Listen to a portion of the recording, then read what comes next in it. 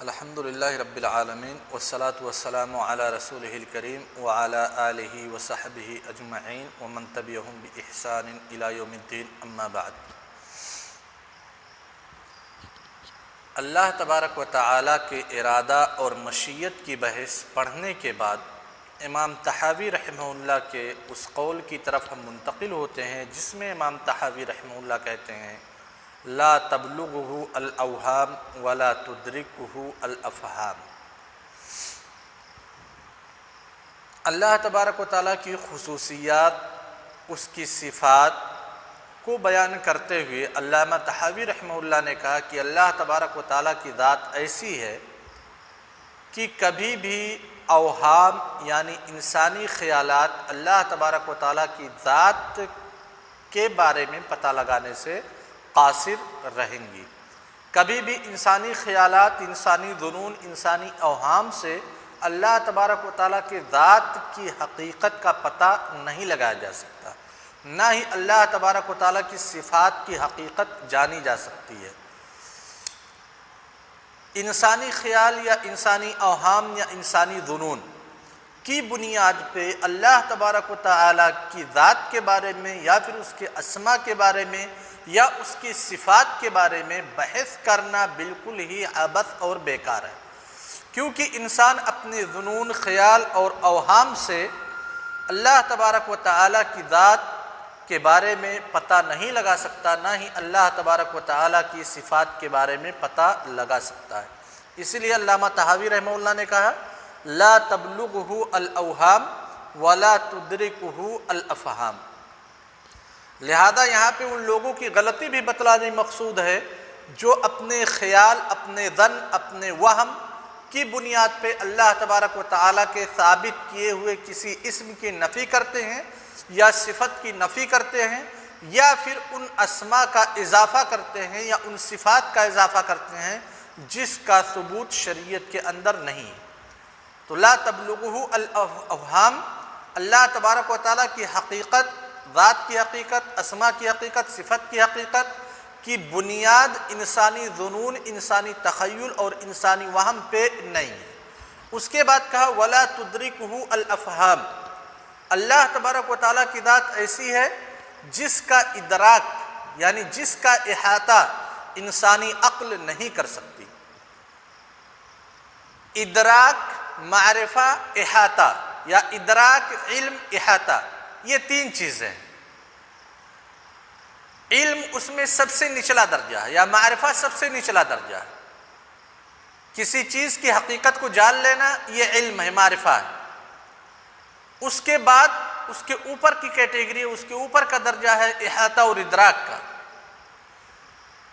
اللہ تبارک و تعالیٰ کو انسان جان سکتے اور اللہ تعالیٰ نے اپنے بارے میں انسانوں کو بہت کچھ بتلایا ہے، لہذا ہم جانتے ہیں کہ ہمارا رب ایسا ہے جس کا کوئی پیدا کرنے والا نہیں، ہمارا رب ایسا ہے جو تمام لوگوں کو رزق دیتا ہے، ہمارا رب ایسا ہے جس کے ہاتھ ہے، ہمارا رب ایسا ہے جو چلتا بھی ہے، ہمارا رب ایسا ہے جس کے پاس عرش ہے، اس عرش کو فرشتے اٹھائے ہوئے وغیرہ وغیرہ۔ یہ اپنے رب کے بارے میں ہم جانتے ہیں۔ اللہ تبارک و تعالیٰ نے اپنے بارے میں بہت ساری چیزیں ہم کو بتلا دی ہیں۔ ہم اپنے رب کے بارے میں ان چیزوں کو جانتے ہیں جو اللہ تبارک و تعالیٰ نے ہمیں بتلائی ہیں، لیکن کیا اللہ تبارک و تعالیٰ کی ذات کا ہم احاطہ کر سکتے ہیں؟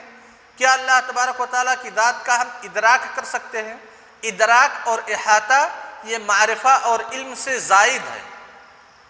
اسی کی نفی کی ولا تدرکہ الافہام کہ انسانی سوچ، انسانی عقل اللہ تبارک و تعالیٰ کی ذات کا احاطہ نہیں کر سکتی۔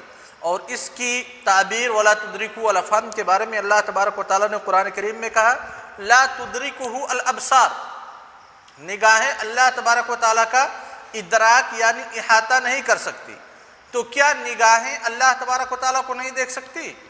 اللہ تبارک و تعالیٰ کو دیکھیں گے مومنین، یہ مومنین کے لیے سب سے بڑی نعمت ہوگی۔ اللہ تبارک و تعالیٰ کی رؤیت یہ ثابت ہے، اہل سنت والجماعت کا اتفاق ہے کہ اللہ تبارک و تعالیٰ کی رؤیت ثابت ہے، یعنی اللہ تبارک و تعالیٰ کو دیکھیں گے۔ پھر کیوں اللہ تعالیٰ نے کہا لا تدرکہ الابصار؟ کیونکہ ادراک یعنی احاطہ، دیکھیں گے ضرور لیکن اللہ تبارک و تعالیٰ کی ذات کا احاطہ نہیں کر سکتے۔ دوسری جگہ پہ فرمایا وَلَا يُحِيطُونَ بِهِ عِلْمًا، اللہ تبارک و تعالیٰ کا علم کے اعتبار سے احاطہ نہیں کر سکتے۔ کیا مطلب کہ اللہ تبارک و تعالیٰ کی ذات کے بارے میں جان نہیں سکتے؟ اللہ تبارک و تعالیٰ کی ذات کے بارے میں جان سکتے ہیں، کیونکہ اللہ تعالیٰ نے خود اپنی ذات کے بارے میں بتلایا، اپنے اسماء اور صفات کے بارے میں بتلایا، لیکن اللہ تبارک و تعالیٰ کی ذات کا احاطہ نہیں کر سکتے۔ کیوں ایسا ہے؟ کیونکہ اللہ تبارک و تعالیٰ یہ خالق ہے، ہم مخلوق ہیں۔ ہم کسی انسان کو جانتے ہیں، کسی انسان کو دیکھتے ہیں یا کسی چیز کو دیکھتے ہیں، اس کا احاطہ بالکل کر سکتے ہیں۔ احاطہ کا مطلب اس چیز کی ساری خصوصیات، اس کے چاروں اطراف کو بھی ہم دیکھ سکتے ہیں۔ جیسے مثال کے طور پہ ہمارے سامنے یہ موبائل ہے، اس موبائل کو میں دیکھ رہا ہوں اور اس موبائل کا ہم نے احاطہ بھی کر لیا، یعنی جو چاروں سائڈ ہے اس کو ہم نے دیکھ لیا۔ ہماری نظروں کے بیچ میں موبائل ہے، ہماری نظر اس سے وسیع ہے، کیونکہ اس موبائل کے جو چاروں سائڈ ہیں وہ چاروں سائڈ بھی ہم کو دکھائی دے رہے ہیں۔ یہ مخلوق کی بات ہو گئی، لیکن خالق اللہ تبارک و تعالیٰ کو ہم دیکھ سکتے ہیں لیکن ہم اس کا احاطہ نہیں کر سکتے۔ اس کے بعد امام طحاوی رحمہ اللہ فرماتے ہیں وَلَا يُشْبِهُ الْأَنَامِ، یعنی اللہ تبارک و تعالیٰ کی ذات وہ ہے جس کے ارادے کے بغیر کوئی چیز ممکن نہیں ہے۔ اللہ تبارک و تعالیٰ کی ارادہ کونیہ یا مشیہ کونیہ کے بغیر کوئی چیز ممکن نہیں ہے۔ اللہ تبارک و تعالیٰ کا ارادہ شرعیہ، اللہ تبارک و تعالیٰ نیک کاموں کو پسند کرتے ہیں لیکن ارادہ شرعیہ کبھی پورا ہوگا کبھی پورا نہیں ہوگا۔ اس کے بعد اللہ تعالیٰ کی صفت بیان کی لا تبلغہ الاوہام، کی اللہ تبارک و تعالیٰ کو انسانی وہم، انسانی خیالات اور انسانی ظنون کی بنیاد پہ نہیں جانا جا سکتا، کیونکہ اللہ تبارک و تعالیٰ انسانی خیال، انسانی ظنون سے پرے ہے۔ ولا تدرکہ الافہام، انسانی عقل اللہ تبارک و تعالیٰ کا احاطہ نہیں کر سکتی۔ اس کے بعد کہتے ہیں ولا یشبہ الانام، اللہ تبارک و تعالیٰ انسانوں کے مشابہ نہیں ہے اور انسان کیا کسی بھی مخلوق کے مشابہ نہیں ہے۔ یہاں پہ ایک نقطے کی طرف اشارہ کرنا ہے، اللہ تبارک و تعالیٰ کسی کے مشابہ نہیں ہے، کوئی چیز اللہ تعالیٰ کے مشابہ نہیں ہے، یہ ہم پڑھ چکے ہیں لیسا کمثلہ شیء میں، ولا شیء مثلہ کی توضیح اور اس کی تبیین میں۔ ولا یشبہ الانام، یہاں پہ ابن ابی العز الحنفی رحمہ اللہ نے ولا یشبہ الانام نہیں لکھا ہے بلکہ ولا یشبہہ الانام لکھا ہے، کہ کوئی بھی مخلوق اللہ تبارک و تعالیٰ کے مشابہ نہیں ہے۔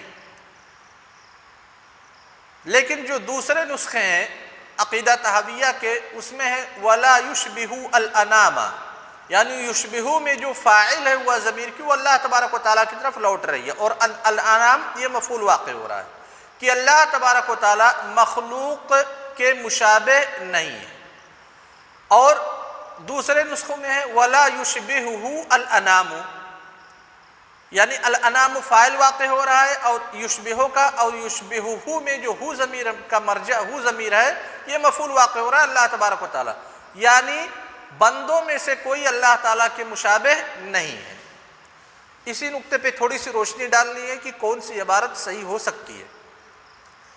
تو راجح جو صحیح عبارت معلوم ہوتی ہے ولا یشبہ الانام، کہ اللہ تبارک و تعالیٰ مخلوق کے مشابہ نہیں ہے، یہ عبارت زیادہ راجح معلوم ہوتی ہے، کیونکہ یہ قاعدہ ہے التاسیس اولی من التاکید، کہ کہیں بھی جب دو الفاظ کا آپ استعمال کرتے ہیں اور دو الفاظ کو دیکھنے میں ایسا لگتا ہے کہ دونوں مترادف ہیں، لیکن جب آپ غور کرتے ہیں تو اس ترادف سے نکل کر کے دونوں الفاظ کو دو الگ الگ معنی پہ محمول کر سکتے ہیں، ایک جدید معنی آ سکتا ہے، تو وہاں پہ جدید معنی پہ محمول کرنا یہ زیادہ مناسب ہے، کیونکہ تاسیس ہے، اور تاسیس یہ تاکید سے افضل ہے، بہتر ہے۔ خیر وہ ایک قاعدہ ہے۔ یہاں پہ ہم دیکھیں ولا یشبہ الانام کیوں زیادہ انسب اور زیادہ مناسب لگ رہا ہے، کیونکہ جب آپ کو بتلایا گیا تھا کہ جو لوگ اللہ تبارک و تعالیٰ کو مخلوق کے مشابہ قرار دیتے ہیں، وہاں پہ یہ بات گزری تھی کہ اللہ تبارک و تعالیٰ کی مشابہت، وہ مشابہت جس کی نفی ضروری ہے، اس مشابہت کی دو قسمیں ہیں۔ سب سے پہلی قسم ہے خالق کو مخلوق سے مشابہ قرار دینا، یہ پہلی قسم ہے، خالق کو مخلوق کے مشابہ قرار دینا۔ دوسری قسم ہے مخلوق کو خالق کے مشابہ قرار دینا، یعنی وہ مشابہت جس کی نفی ضروری ہے، اس مشابہت کی دو قسمیں، پہلی قسم خالق کی مشابہت مخلوق سے، دوسری قسم مخلوق کی مشابہت خالق سے۔ اب دونوں کا ضابطہ کیا ہے؟ کیسے ہم پتہ کریں گے کہ خالق کی مشابہت مخلوق سے ہو رہی ہے یا مخلوق کی مشابہت خالق سے ہو رہی ہے؟ بالکل ایزی اور آسان ہے۔ اگر خالق کو ایسے اوصاف سے ہم متصف کر رہے ہیں جو مخلوق کی خصوصیات ہیں، یعنی مخلوق کے خصائص سے اگر ہم خالق کو متصف کر رہے ہیں تو یہاں پہ ہم خالق کو مخلوق کے مشابہ قرار دے رہے ہیں، خالق کو مخلوق کے مشابہ قرار دے رہے ہیں۔ کب؟ جب مخلوق کے خصائص سے خالق کو ہم متصف کریں گے۔ سمجھ گئے شباب؟ مثال کے طور پہ اگر ہم اللہ تعالیٰ کو کہتے ہیں کہ اللہ تعالیٰ فقیر ہے، تو یہاں پہ مخلوق کی مشابہت خالق سے کر رہے ہیں یا خالق کی مشابہت مخلوق سے کر رہے ہیں؟ مخلوق کی مشابہت خالق سے، یار خالق کی مشابہت مخلوق سے ہو رہی ہے۔ ضابطہ بتلایا گیا، مخلوق کے جو خصائص ہیں ان خصائص سے خالق کو جب متصف کریں گے تو یہ خالق کی مشابہت مخلوق سے ہوگی۔ لہذا فقر یہ خالق کی خصوصیات میں سے کہ مخلوق کی خصوصیات میں سے؟ یار غریب ہونا مخلوق غریب ہوتا ہے کہ خالق غریب ہوتا ہے؟ مخلوق غریب ہوتا ہے، یعنی فقر، مرض، بیماری، نوم، سونا، یہ ساری مخلوق کی خصوصیات ہیں۔ جب ان خصوصیات میں سے کسی کی اضافت ہم خالق کی طرف کریں گے تب گویا ہم خالق کی مشابہت دے رہے ہیں مخلوق سے۔ سمجھ گئے نا؟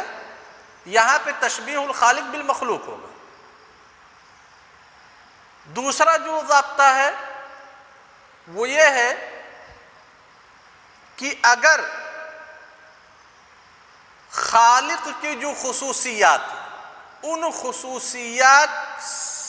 خصوصیات سے ہم کسی مخلوق کو متصف کر رہے ہیں تب یہاں پہ ہوگا کہ ایک مخلوق کو خالق کے مشابہ قرار دے رہے ہیں۔ جیسے بتوں کی عبادت کرنا، جو لوگ بتوں کی عبادت کرتے ہیں یا قبروں کی عبادت کرتے ہیں تو یہاں پہ خالق کو مخلوق کے مشابہ قرار دے رہے ہیں یا مخلوق کو خالق کے مشابہ قرار دے رہے ہیں؟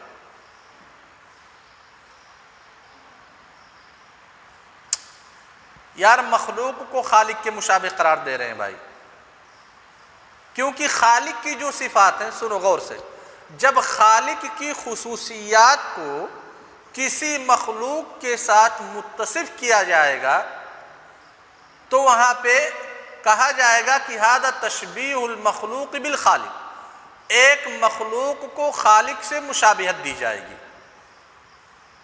خالق کی خصوصیات سے کسی مخلوق کو متصف کیا جائے گا تب ایک مخلوق کو خالق سے مشابہت دی جائے گی، اور جب مخلوق کی خصوصیات سے خالق کو متصف کیا جائے گا تب کیا ہوگا؟ خالق کی مشابہت مخلوق سے ہوگی۔ اب بات سمجھ میں آئی؟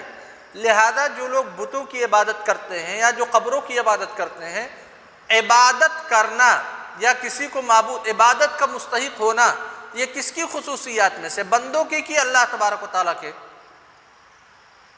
اللہ تبارک و تعالیٰ۔ لہذا عبادت یہ اللہ تعالیٰ کی خصوصیات میں سے ہے، ان خصوصیات میں سے ہم نے متصف کر دیا کسی ایک پتھر کو، ٹھیک ہے؟ لہذا ہم نے یہاں پہ کیا کیا؟ مخلوق کو ہم نے مشابہت دے دی خالق سے۔ دونوں قسم کی تمثیل اور مشابہت شریعت کے اندر ضروری ہے۔ سمجھ میں آئی بات نا؟ اب دیکھو، لہذا اس سے پہلے امام طحاوی رحمہ اللہ کہے ہیں وَلَا شَيْءَ مِثْلُهُ، جب وَلَا شَيْءَ مِثْلُهُ کہی تھی تو وہاں پہ کس چیز کی، کس مماثلت کی یا کس مشابہت کی نفی تھی؟ وہاں پہ مخلوق کی مشابہت خالق سے جو کی جا رہی تھی اس کی نفی تھی، ولا شیء مثلہ میں، کہ مخلوق خالق کے مشابہ نہیں ہے۔ اور یہاں پہ ولا یشبہ الانام، یہاں پہ خالق کی مماثلت مخلوق سے جو کی جا رہی ہے اس کی نفی کی جا رہی ہے۔ یعنی ولا شیء مثلہ میں مخلوق کی مماثلت اور مشابہت خالق سے جو کی جا رہی تھی، وہاں پہ امام طحاوی رحمہ اللہ نے ولا شیء مثلہ کے ذریعے سے اس کی نفی کر دی، اور ولا یشبہ الانام یہاں پہ ایک خالق کی مخلوق سے جو مشابہت کی جا رہی تھی اس مشابہت کی نفی کر دی۔ ہر ایک چیز، ہر ایک طرح کی مشابہت کی نفی اللہ تبارک و تعالیٰ کی ذات سے کرنا ضروری ہے۔ اس کے بعد امام طحاوی رحمہ اللہ فرماتے ہیں حی لا یموت قیوم لا ینام۔ لفظ حی اور قیوم یہ اللہ تبارک و تعالیٰ کے اسماء میں سے دو اہم اسم ہیں۔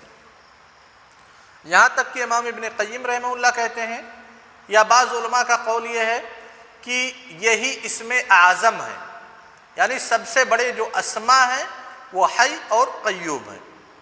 امام ابن القیم رحمہ اللہ کی عبارت ابھی کچھ دیر میں گزرے گی انشاءاللہ۔ پہلے ہم ذرا ان کی بات پہ غور کر لیتے ہیں۔ امام طحاوی رحمہ اللہ کے حی لا یموت قیوم لا ینام، یہ در حقیقت تفسیر ہے اللہ تبارک و تعالیٰ کی اس قول کی جس میں اللہ تبارک و تعالیٰ ارشاد فرماتے ہیں اللہ لا الہ الا ہوا الحی القیوم لا تأخذہ سنۃ ولا نوم، ہے نا؟ آیت الکرسی ہم پڑھتے ہیں، اللہ تبارک و تعالیٰ کے لیے حی، اسم حی، اور حی یہ حیات پہ دلالت کرتا ہے، یعنی اللہ تبارک و تعالیٰ حیات کی صفت سے متصف ہے اور اس کا نام حی ہے۔